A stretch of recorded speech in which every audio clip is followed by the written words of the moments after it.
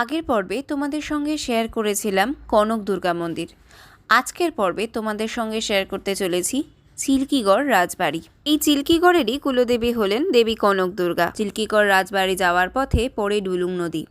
এই নদী কিন্তু বর্ষাকালে একেবারে জলপুষ্ট থাকে, আর এই যে ব্রিজটা দেখতে পাচ্ছ, বেশি বৃষ্টি হলে এই ব্রিজের ওপর দিয়ে জল চলে যায়, তখন আর গাড়ি ঘোড়া যাতায়াত করতে পারে না। আজকের দিনটা ছিল শ্রাবণ মাসের শেষ সোমবার। সবাই বাবার মাথায় জল ঢালবে বলে ডুলুং নদীতে স্নান করছিলেন। আমরা এসে পৌঁছালাম চিল্কিগড় রাজবাড়িতে। বড় রাস্তার উপরেই রাজবাড়ির মূল প্রবেশ পথ। ঢুকেই একটা উন্মুক্ত প্রান্তর, যার বাঁ দিকে একটা প্রাচীন অশ্বত্থ গাছ।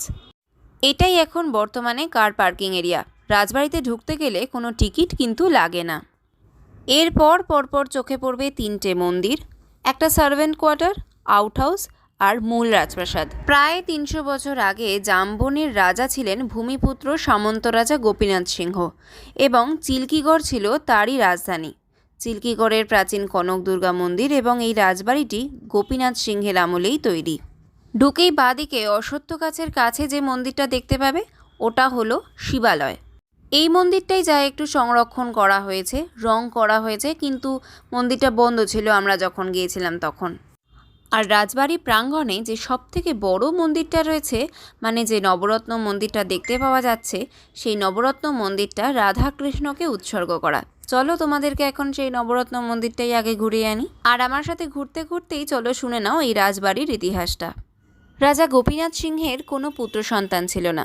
তার একমাত্র কন্যা সুবর্ণমণির সাথে পরবর্তীকালে বিবাহ হয় পার্শ্ববর্তী ধলভূমগড়ের রাজা জগন্নাথ সিংহ দেও ধলদেবের সাথে।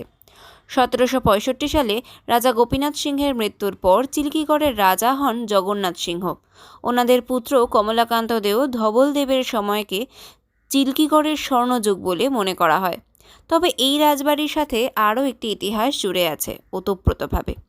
ঐতিহাসিক চুয়ার বিদ্রোহর চলাকালীন রাজা জগন্নাথ সিংহ এই চিল্কিগড় রাজবাড়ি থেকে ১৭৬৯ সালে ধল বিদ্রোহের ঘোষণা করেন। দুঃখের কথা, ইস্ট ইন্ডিয়া কোম্পানি তা কড়া হাতে দমন করেন। বর্তমানে সম্পূর্ণ ধ্বংসপ্রাপ্ত না হলেও সর্বত্র অবহেলার ছাপ নিয়ে দাঁড়িয়ে আছে প্রায় ৩০০ বছরের পুরনো এই রাজবাড়িটি। মন্দিরে রাধাকৃষ্ণদেবকে দর্শন করে চললাম মন্দির পরিক্রমা করতে। মন্দির পরিক্রমা করার সময় দেখলাম মন্দিরের চারধারে বেশ তুলসী গাছ হয়ে রয়েছে, আর মন্দিরটার ঠিক পিছন দিকে রয়েছে, মনে হলো ওটা হয়তো কোনো সময় ছিল মন্দিরের রান্নাঘর। হয়তো কোনো সময় ওই দিকেই ভগবানের জন্য ভোগ রান্না হতো।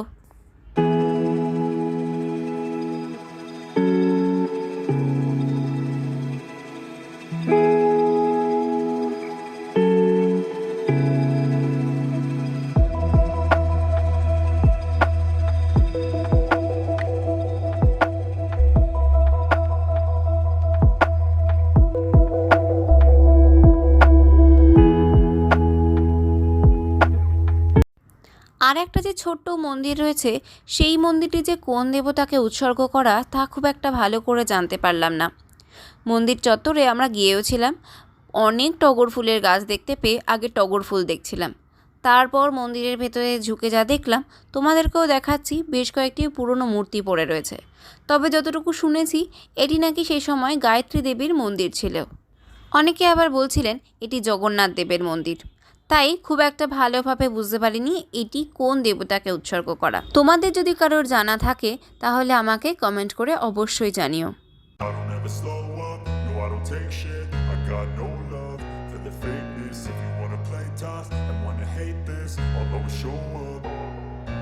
I don't ever slow up, no I don't take shit. I got no love for the fakeness. If you wanna play tough and wanna hate this, I'll always show up and make a statement. I don't ever slow up, no I don't take shit. I got no love for the fakeness. If you wanna play tough and wanna hate this, I'll always show up and make a statement. Everything I do so instinctive and so passionate.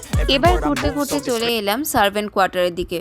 এদিক দিয়ে ভেতরে ঢোকাও যায়, তাই এদিক দিয়ে ভেতরে ঢুকেও ছিলাম। ভিতরের অবস্থা খুবই শোচনীয়। চারিদিকে দেওয়ালে শ্যাওলা পড়ে গেছে, আর ভেতরে ইট বালি খসে পড়ে একেবারে খুবই খারাপ অবস্থা। তাও যতটুকু ঘুরে দেখা যায় দেখার চেষ্টা করলাম।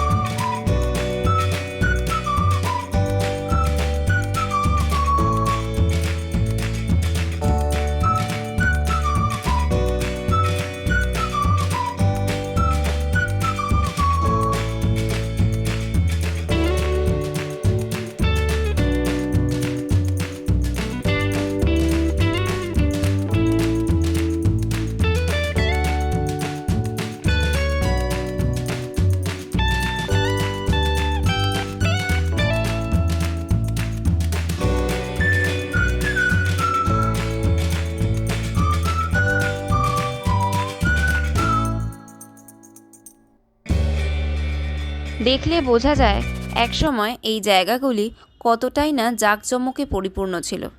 এখন তার কোনো কিছুই আর অবশিষ্ট নেই। চারিদিকে অবহেলার ছাপ নিয়ে এখনও দাঁড়িয়ে রয়েছে এই রাজবাড়িটি। তবে মূল রাজবাড়ির ভেতরে কিন্তু প্রবেশ করা নিষিদ্ধ। রাজবাড়ির আশেপাশে ঘুরে তোমাকে চলে আসতে হবে। মূল রাজবাড়িতে এখনও পর্যন্ত রাজবাড়ির বংশধরেরা বসবাস করেন। মুঘল ও ব্রিটিশদের মিলিত স্থাপত্য শৈলীতে তৈরি দ্বিতল এই রাজবাড়ির দেওয়ালে এখনও কিছু কারুকার্য চোখে পড়বে। তার সাথে বাংলা রীতির কারুকার্যও কিছু চোখে পড়তে পারে। দূর থেকে দাঁড়িয়েই এক নজরে ভালোভাবে তা দেখে নিতে হবে। এক সময় কতই না জাঁকজমক ছিল এই জায়গাটিতে।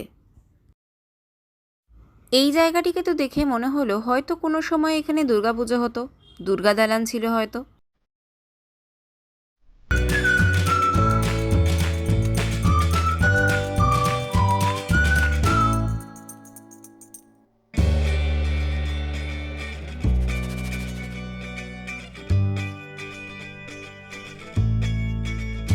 রাজবাড়ির সামনে একটি পাতকুয়ো রয়েছে।